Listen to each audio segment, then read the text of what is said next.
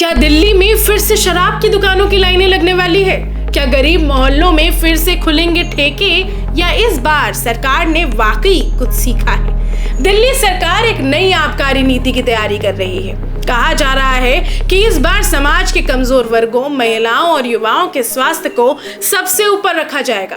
लेकिन सवाल ये है कि क्या सरकार ने पुरानी वाली सरकार की गलतियों से कुछ सीखा है, या वो फिर से वही दोहराने वाली है? आज हम आपको बताएंगे कि पिछली आबकारी नीति में क्या गलतियां हुई, अब नई नीति में क्या बदलाव आने वाले हैं और इससे दिल्ली की आम जनता पर क्या असर होगा।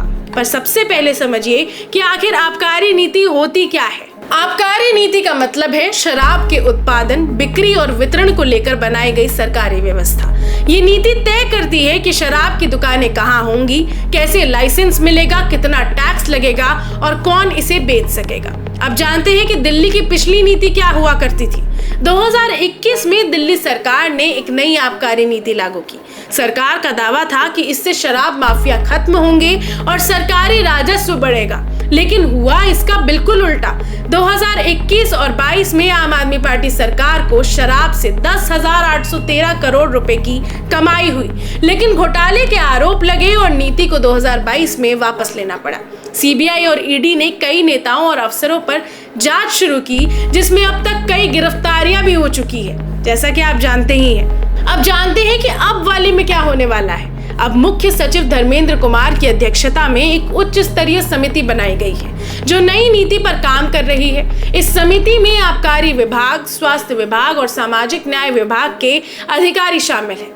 नई नीति में क्या वादे हैं? दिल्ली की मुख्यमंत्री रेखा गुप्ता ने बताया है कि नई आबकारी नीति में निम्नलिखित बिंदुओं को शामिल किया जा रहा है। शराब की गुणवत्ता का वैज्ञानिक परीक्षण, यानी नकली या मिलावटी शराब को रोकने की कोशिश। दूसरा, बिक्री व्यवस्था का डिजिटलीकरण, जिससे बिक्री पारदर्शी हो और टैक्स चोरी रुक सके। तीसरा, अवैध शराब की बिक्री पर सख्त रोक, खासकर झुग्गी बस्तियों और स्कूलों के आसपास। चौथा, लाइसेंसिंग प्रक्रिया में पारदर्शिता, जिससे कोई भी लाइसेंस सिर्फ सिफारिशों से ना मिले।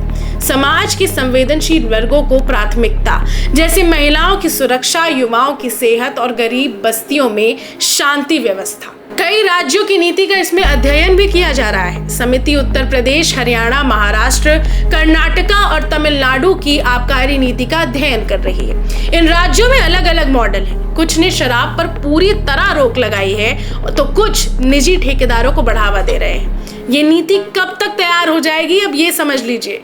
सरकारी सूत्रों के अनुसार नई आबकारी नीति का प्रारूप 30 जून 2025 तक तैयार हो जाएगा। इसके बाद इसे विधानसभा में पेश किया जाएगा। अब सबसे अहम सवाल तो ये उठता है कि क्या सरकार ने आम आदमी पार्टी सरकार की गलतियों से कुछ सीखा? क्या ये नई नीति वाकई जनता के हित में होगी, या फिर एक बार नीतियों की आड़ में कारोबारियों और नेताओं को फायदा पहुंचाया जाएगा? शराब की नीति सिर्फ राजस्व का मामला नहीं है, ये दिल्ली के बच्चों के भविष्य, महिलाओं की सुरक्षा और गरीब परिवारों की शांति का सवाल है। आगामी हफ्तों में ये देखना दिलचस्प होगा कि सरकार किस दिशा में जाती है। अगर आप चाहते हैं कि आपकी आवाज भी सरकार तक पहुंचे, तो इस वीडियो को ज्यादा से ज्यादा शेयर कीजिए। कमेंट्स में अपनी राय जरूर लिखें और हमारे चैनल को सब्सक्राइब करना ना भूलें। धन्यवाद।